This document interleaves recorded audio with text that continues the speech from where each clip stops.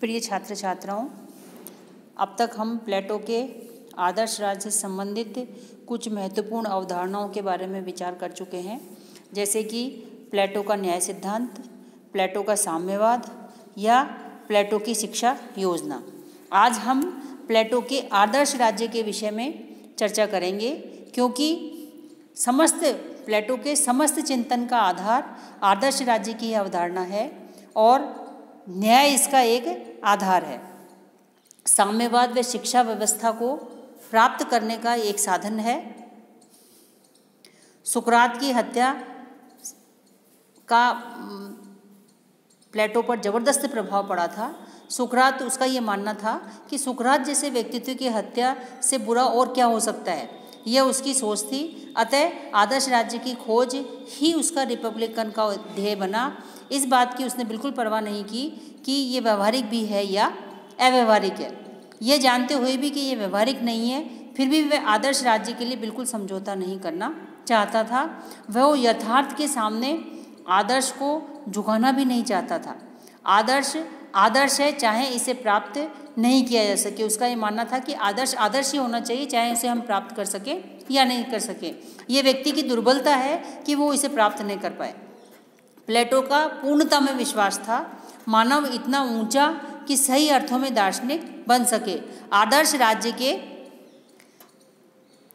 राज्य केवल उसी स्थिति में जब दार्शनिक शासन हो। उसका ये मानना था कि आदर्श राज्य तभी होगा जब दार्शनिक शासक उसमें होगा।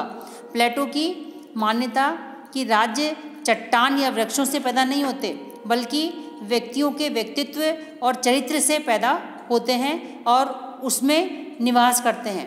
अच्छे जीवन की प्राप्ति के लिए राज्य और व्यक्ति का उद्देश्य एक होना चाहिए। व्यक्ति इसे राज्य के अंतर्गत ही प्राप्त कर सकता है, उसका ये मानना था। आदर्श राज्य के उसने आदर्श राज्य के अपने कुछ उद्देश्य भी निर्धारित किए। उसके उद्देश्य वास्तव में वही उद्देश्य थे जो कि रिपब्लिक के थे। उसका सबसे पहला जो उद्देश्य था वो था परम सत्य की उपलब्धि, क्योंकि उसकी जो रिपब्लिक जो पुस्तक थी उसका महत्वपूर्ण उसका उद्देश्य था कि परम सत्य की प्राप्ति किया जाए और उसको अनुभूत किया जा सके। दूसरा उसका उद्देश्य था कि इस सार्वभौमिक सत्य की अनुभूति से मानव समुदाय को ज़्यादा से ज़्यादा लाभान्वित किया जा सके, तो ही आदर्श राज्य सफल होगा। और तीसरा उसका आदर्श राज्य के उद्देश्य था कि आनंद की प्राप्ति, क्योंकि यदि व्यक्ति आनंद प्राप्त करेगा तो उसे सुख प्राप्त होगा और सुख प्राप्त होगा तो इससे राज्य का भला होगा। उसका आदर्श राज्य का एक और उद्देश्य था कि व्यक्तियों को आंतरिक और बाह्य चुनौतियों से सुरक्षित रखना। समाज में शक्ति दार्शनिक राजा के शासन में ही होगी। व्यक्ति प्रकृति दत्त कार्य करेंगे अपने अपने, बाहरी व्यक्ति भी आक्रमण का साहस नहीं करेगा, तो ही आदर्श राज्य सफल होगा। और यही आदर्श राज्य का मूल उद्देश्य होना चाहिए कि व्यक्ति अपनी प्रकृति के अनुसार अच्छा से अच्छा कार्य कर सके। उसका एक और उद्देश्य था कि समाज में एकता और समरसता लाना।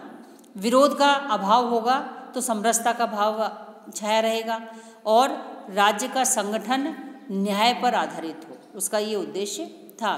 तो उसके आदर्श राज्य के कुछ आधारभूत सिद्धांत थे जो कि उसने रिपब्लिक में अपने स्पष्ट किए हैं। उसका सबसे महत्वपूर्ण सिद्धांत जो था वो था न्याय, जो कि राज्य की आधारशिला है, जिसके बारे में हम पहले चर्चा कर चुके हैं। और प्लेटो का न्याय यदि संक्षिप्त में हम देखें तो प्लेटो का न्याय एक तरह से कार्य विशिष्टीकरण की योजना है। प्रकृति ने जिसको जिस चीज़ के अनुकूल बनाया है उसी के अनुरूप कार्य करना ही प्लेटो की दृष्टि से न्याय था। दूसरा उसका था कार्य विशिष्टीकरण के लिए शिक्षा योजना, उसके आधारभूत सिद्धांत, इसकी भी हम पहले चर्चा कर चुके हैं कि शासक वर्ग की शिक्षा पर जो उसने ज़्यादा महत्व दिया। उसका मूल उद्देश्य था दार्शनिक राजा का निर्माण करना और चरित्र निर्माण करना।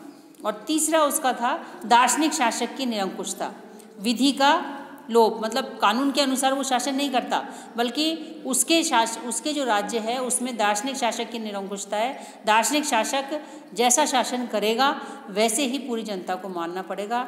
दार्शनिक शासक में हर व्यक्ति की गहरी आस्था होनी चाहिए, क्योंकि उसका ये मानना था कि दार्शनिक शासक दर्शन के ज्ञान से ओतप्रोत है, उसको पूरे दर्शन का ज्ञान है, सत्य का उसने साक्षात्कार कर रखा है, सांसारिक प्रश्नों का वो दाता है और सम्यकता का प्रतीक है। उसे लिखित कानून की, इसलिए उसे किसी लिखित कानून की आवश्यकता नहीं है। इतना होने पर भी वो अत्याचारी नहीं है। सबसे बड़ा उसका गुण है कि वो अत्याचारी नहीं है, वो जनता की सेवा करना चाहता है। यहाँ हम देखते हैं कि प्लेटो का लोकतंत्र में कोई आस्था नहीं थी। आज यदि हम अच्छा शासन मानते हैं तो किसको मानते हैं? लोकतंत्र को मानते हैं। लेकिन प्लेटो की लोकतंत्र में आस्था बिल्कुल नहीं थी। उसका एक और सिद्धांत था शासक वर्ग के लिए साम्यवादी व्यवस्था, जिसका कि इसका भी हम पहले अध्ययन कर चुके हैं कि उसका जो शासक है वो है साम्यवादी व्यवस्था। उस पर कई तरह के प्रतिबंध है उसके शासक पर। उसका शासक मोह, माया, कंचन, कामिनी इन सब से मुक्त है। समाज की सांसारिक जो भोग की वस्तुएं हैं उनसे वो बिल्कुल मुक्त है। तो उसने उन सब चीज़ों का परित्याग कर रखा है, क्योंकि उसका मूल उद्देश्य क्या है? उसका मूल उद्देश्य है कि वो समाज को ज़्यादा से ज़्यादा अपना दे सके। और एक और था उसका सिद्धांत कार्य विशिष्टीकरण का सिद्धांत, जो कि उसके न्याय सिद्धांत का मुख्य आधार था। श्रम विभाजन उसने किया, जिसको उसने समाज में जो 3 वर्ग बनाए, हर वर्ग को अपना अपना काम सौंपा और उस काम के विशिष्टीकरण के आधार पर उसका ये मानना था कि इससे एक आदर्श राज्य की स्थापना होगी। एक उसका सिद्धांत था विधि की उपेक्षा, कि उसने कानून की बिल्कुल उपेक्षा की। उसका ये भी मानना था कि शासक एक कला है, कि शासन करना एक कला है। ये जरूरी नहीं है कि विधि के अनुसार हम बिल्कुल दार्शनिक रूप से शासन करें या बिल्कुल नियमों के अनुसार शासन करें। उसने कहा कि शासन एक कला है, उसमें मानव की जो विभिन्न जो प्रवृत्तियां हैं वो भी अभिभूत होनी चाहिए। यदि उसमें प्रेम का भाव है तो वो भी अभिभूत होना चाहिए। यदि वो सत्य पर विश्वास करता है तो ये भी उसमें अभिभूत होना चाहिए। तो शासन उसने एक कला माना कि हर दार्शनिक शासक एक कला के रूप में शासन करे, जिसमें अपना सर्वश्रेष्ठ प्रदान करे। यही उसका सबसे अच्छा सोर्स है। लेकिन प्लेटो के आदर्श राज्य की हम देखते हैं कि जहाँ हमने शुरू में देखा कि प्लेटो का आदर्श राज्य कभी भी वास्तविक जीवन में क्रियान्वित नहीं हो सका। हालांकि उसका ये मानना था कि उसका जो आदर्श है वो ऐसा आदर्श है, चाहे भले ही वो किसमें व्यवहारिक रूप से संभव नहीं हो, लेकिन पूर्णता में उसका विश्वास था कि वास्तव में आदर्श राज्य ऐसा हो जिसमें सर्वगुण संपन्न हो, जिसमें हर तरह की किसी तरह की कोई कमी नहीं हो, चाहे वो इस धरती पर आए या नहीं आ सके। तो जो उसके विचारक है प्लेटो के, वो उसके इसी आधार पर आलोचना करते हैं कि प्लेटो ने जिस आदर्श राज्य की कल्पना की वो आज तक धरती पर क्रियान्वित नहीं हो सका। और उसके आलोचकों की जो विभिन्न आलोचनाएं हैं, जिनको भी हम पॉइंट्स के रूप में देखने का प्रयास करेंगे। जैसे कि किसने कहा कि ये कल्पना की उड़ान है, कि वास्तव में प्लेटो का आज भी हम देखते हैं कि प्लेटो का जो आदर्श राज्य है वो कहीं भी स्थापित नहीं है। वो एक वास्तव में कल्पना ही है।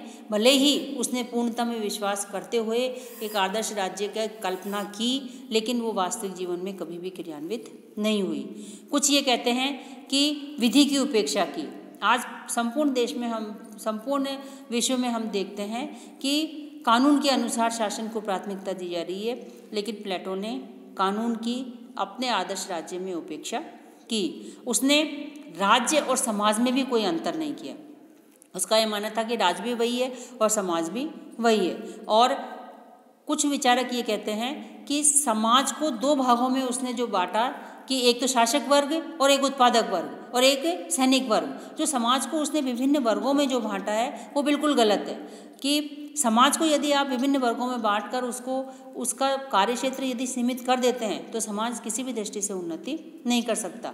तार्किक दृष्टि से भी ये असंगत है, क्योंकि तीनों वर्गों को विकास के बराबर अवसर दिए जाने चाहिए। उसने शासक वर्ग को तो विकास के पूर्ण अवसर प्रदान किए, लेकिन जो उत्पादक वर्ग है उसका, जो कि जिससे पूरा समाज संचालित है, उस वर्ग को उसने कहीं भी कोई विशेष अधिकार प्रदान नहीं किए। आध्यात्मिक निरंकुशतावाद है उसका, कि उसने आध्यात्मिक रूप से उसका आदर्श राज्य निरंकुशतावाद का शोषक है। शासक वर्ग को पूरी खुली छूट दे रखी है उसने, कि वह उस पर किसी तरह का कोई नियंत्रण नहीं है।